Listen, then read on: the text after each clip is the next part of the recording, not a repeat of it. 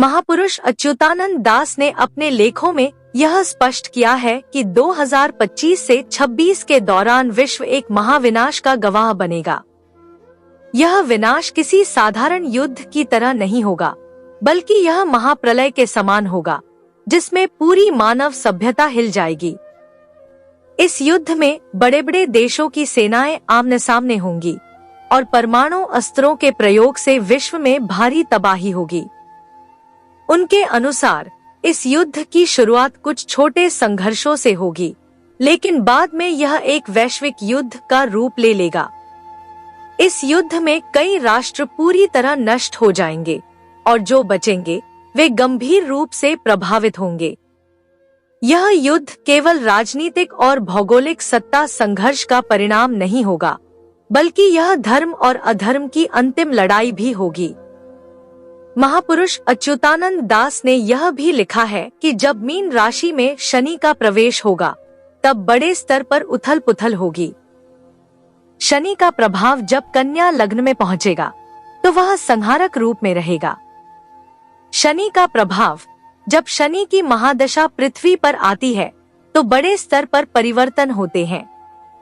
पुराने युग समाप्त होते हैं, नए युग की शुरुआत होती है और यह बदलाव अक्सर विनाशकारी घटनाओं के माध्यम से आता है। शनिवार और अमावस्या 29 मार्च 2025 को शनिवार और अमावस्या का संयोग होगा। धार्मिक दृष्टि से यह एक अशुभ संयोग माना जाता है। इसी दिन सूर्य ग्रहण भी होगा, जो इस भविष्यवाणी को और अधिक रहस्यमय बनाता है। असुरों का नाश। शास्त्रों में कहा गया है कि जब जब अधर्म बढ़ता है, तब तब ईश्वर अवतार लेते हैं। इस दिन शनिदेव का प्रभाव पृथ्वी पर बहुत अधिक होगा और यह दिन असुरों के विनाश के लिए महत्वपूर्ण माना जा रहा है। शास्त्रों में कहा गया है कि जब सूर्य ग्रहण अमावस्या के दिन आता है, तो यह किसी महाविनाश का संकेत होता है। 2025 में होने वाला सूर्य ग्रहण भी इसी तरह की घटनाओं की ओर इशारा करता है। सूर्य पराग, कोरोना इजेक्शन, यह एक खगोलीय घटना होती है जिसमें सूर्य की सतह से बड़े स्तर पर ऊर्जा उत्सर्जित होती है। वैज्ञानिक दृष्टि से यह पृथ्वी पर तकनीकी और विद्युत प्रणालियों को प्रभावित कर सकता है, जिससे संचार और ऊर्जा व्यवस्थाएं ठप हो सकती हैं। ग्रहण का धार्मिक प्रभाव। ज्योतिष के अनुसार इस दिन साधना, ध्यान और ईश्वर की आराधना से आत्मा को बचाया जा सकता है।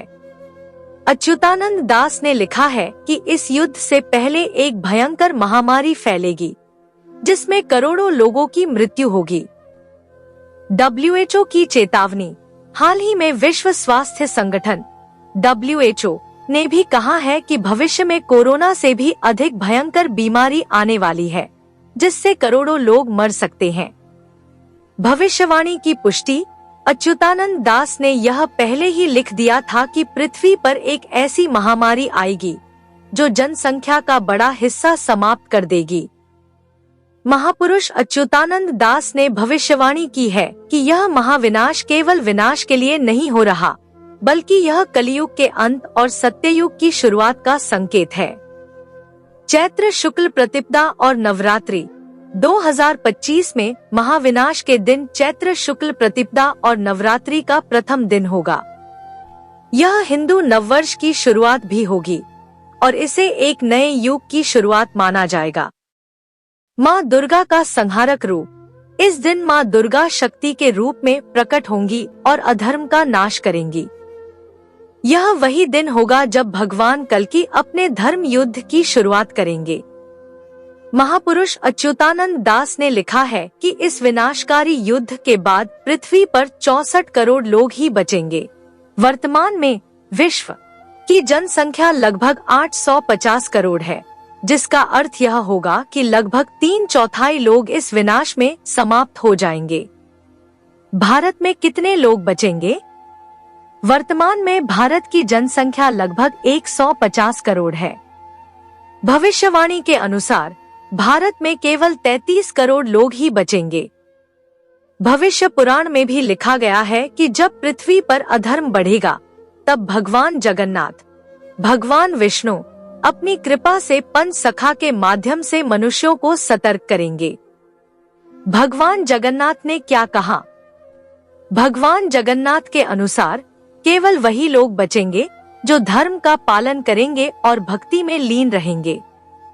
यदि कोई व्यक्ति भविष्य पुराण के अनुसार जीवन व्यतीत करता है तो वह इस विनाश से बच सकता है। महापुरुष अच्युतानंद दास ने यह भी लिखा है कि इस युद्ध और विनाश के बाद सत्ययुग की शुरुआत होगी। कौन बचेगा? केवल वे लोग जो धार्मिक होंगे, दयालु होंगे और सत्य के मार्ग पर चलेंगे। अधार्मिक लोग, पापी और असुर प्रवृत्ति के लोग इस विनाश में समाप्त हो जाएंगे। सत्ययुग का स्वरूप।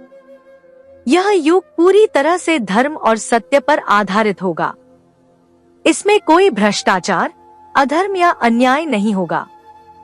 महापुरुष अच्युतानंद दास की भविष्यवाणी केवल एक कल्पना नहीं है, बल्कि यह एक गंभीर चेतावनी है। यह हमें सतर्क करती है कि समय आ गया है जब हमें धर्म और सत्य के मार्ग पर चलना होगा। यदि यह भविष्यवाणी सच होती है तो 2025 से 26 का समय विश्व के लिए सबसे कठिन होगा। यह केवल युद्ध का समय नहीं होगा, बल्कि यह पूरी सभ्यता के अस्तित्व का प्रश्न होगा। धार्मिक ग्रंथों के अनुसार केवल वे ही लोग बचेंगे जो धर्म और सत्य के पथ पर चलेंगे। अब यह हम पर निर्भर करता है कि हम इसे केवल एक कहानी मानकर अनदेखा करें या इसे एक चेतावनी मानकर धर्म और भक्ति के मार्ग पर चलें। अगर यह वीडियो अच्छी लगी है तो हमारे चैनल को लाइक, शेयर, सब्सक्राइब कीजिए ताकि ऐसे ही जानकारी आपके पास पहुंच सके और कमेंट बॉक्स में श्री कृष्ण या जय जगन्नाथ, हर हर महादेव का नाम जरूर लिखें। फिर मिलती हूँ नई वीडियो में, तब तक के लिए धन्यवाद। जय श्री कृष्ण, जय जगन्नाथ।